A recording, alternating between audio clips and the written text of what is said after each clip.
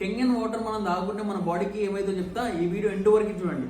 So మన బాడీని హైడ్రేట్గా పెట్టుకోవడానికి మనకు మన ఎలక్ట్రాన్స్ కావాలి. ఎలక్ట్రాన్స్ అనేవి వాటర్లో ఉంటాయి. సో మరి మనం రోజు తాగే నీళ్ళలో ఎన్ని ఎలక్ట్రాన్స్ ఉంటున్నాయి? సో మనం రోజు ఎలాంటి వాటర్ తాగుతున్నాం? Either RO water, mineral water, లేకుంటే ట్యాప్ వాటర్. సో మరి ఈ వాటర్లో ఎంత యాంటీ ఆక్సిడైజింగ్ ఏజెంట్స్ ఉంటున్నాయి? +200 to +300 to +400 మధ్యలో ఉంటున్నాయి.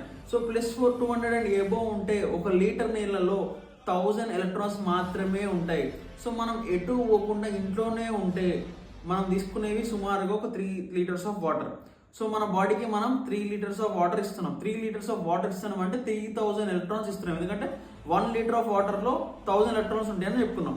సో 3 లీటర్స్లో 3000 ఎలక్ట్రాన్స్ ఉంటాయి. నేను ఒక చిన్న విషయం చెప్తున్నా. ఒక స్మోక్ చేసే పర్సన్ నుంచి మీరు పాస్ అయితేనే మీ బాడీ 60,000 ఎలక్ట్రాన్స్ని కోల్పోతుంది. అలాంటిది మీరు మళ్ళీ మీ ఇంటికి వచ్చి మీ బాడీకి మీరు ఇచ్చేది 3000 ఎలక్ట్రాన్స్ మాత్రమే. సో కోల్పోయేది ఎక్కువ, మీ బాడీ నుంచి లాస్ అయ్యేది ఎక్కువ, కానీ మళ్ళీ మీ బాడీకి మీరు ఇన్పుట్ ఇచ్చేది చాలా తక్కువ.